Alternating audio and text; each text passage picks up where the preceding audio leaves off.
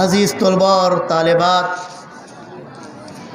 محترم vice principal صاحب، supervisor صاحب، اساتذہ کرام، عزیز طلباء اور طالبات،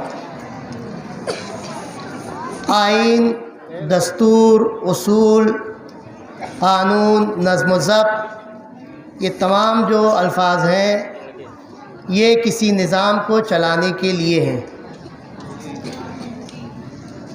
کسی بھی چیز کو اس کی اپنی اصلی حالت میں رکھنے کے لیے، اس کو بہتر بنانے کے لیے اور اس کو اپنے آخری منزل مانے ترقی کے بعد اس کو آخری منزل تک پہنچانے کے لیے کچھ نہ کچھ اصول، ضوابط، قانون، رولز، ریگولیشن، ڈسپلن ہوا کرتے ہیں۔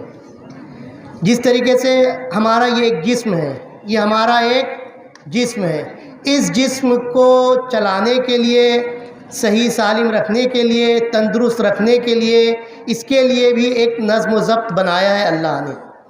کب سونا ہے، کب اٹھنا ہے، کتنا کھانا ہے، کتنا پینا ہے، کون سی چیز کھانا ہے، کس موسم میں کون سی چیز کھانا ہے، یہ تمام چیزیں جو ہیں اسی آئین، دستور، قانون، اصول، ضوابط اسی کے اندر آتی ہیں۔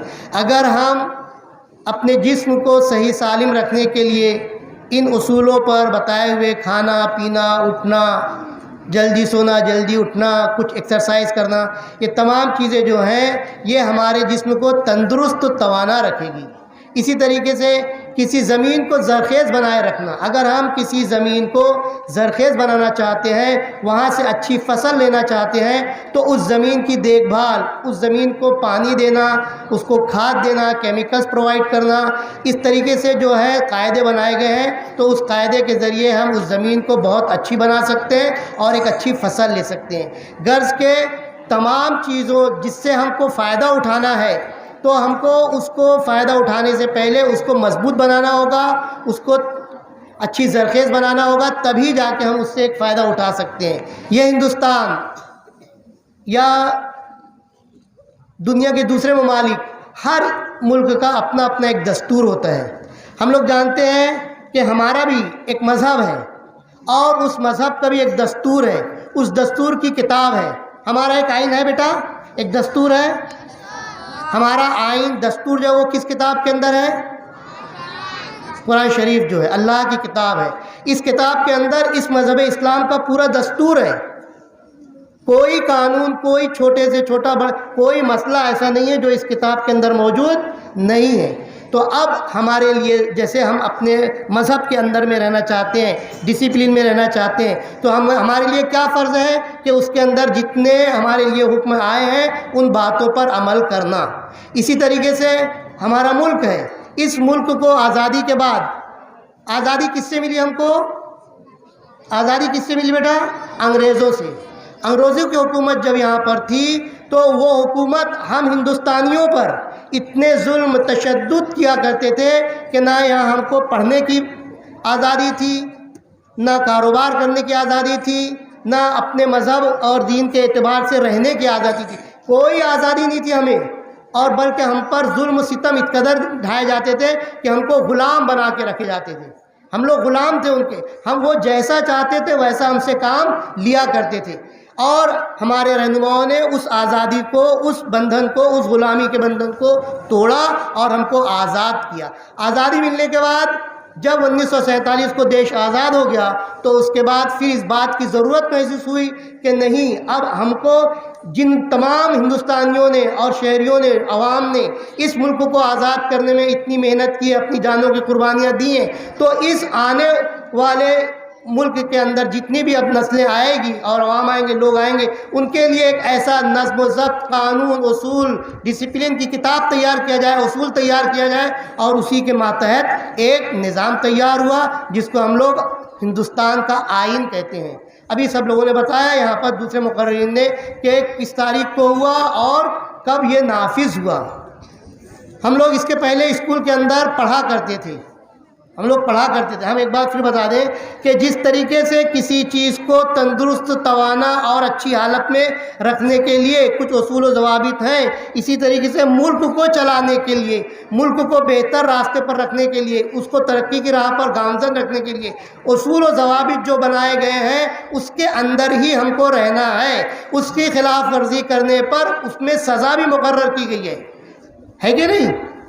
اس ملک میں رہتے وقت اگر ہم نے آئین کی خلاف ورزی کی تو اس کی سزا بھی مقرر ہے. لہٰذا جو آدمی جس ملک میں رہتا ہے اس کے لیے بھی یہ لازم ہے. اور حدیث پاک کا مفہوم بھی ہے کہ ہر شخص کو اپنے وطن سے محبت کرنا ہے. معلوم ہے یہ آپ کو؟ ہر شخص کو اپنے وطن سے محبت کرنا ہے. یہ ہندوستان کس کا وطن ہے؟ اس سے ہم کو محبت کرنا لازم، اور یقیناً ہم لوگ بہت محبت کرتے ہیں. ہمارے جتنے مولوی حضرات تھے اور مسلم رہنما تھے، ان لوگوں نے بھی اپنی جانوں کی قربانیاں کی ہیں. یہ سب کا وطن ہے. لہٰذا ہم پر لازم ہے کہ ہم ہندوستان کے اس آئین کو اپنی زندگی کے اندر اتاریں، اور اتاریں گے جب ہی ہمارے لیے ترقی کی راہ کھلے گی. بولنے اور بتانے کے لیے تو پھر ہم بولتے ہیں کہ بہت ساری باتیں رہتی ہیں، لیکن موقع بھی بہت کم ہوتا ہے. ہم بھارت کے عوام متانت و سنجیدگی سے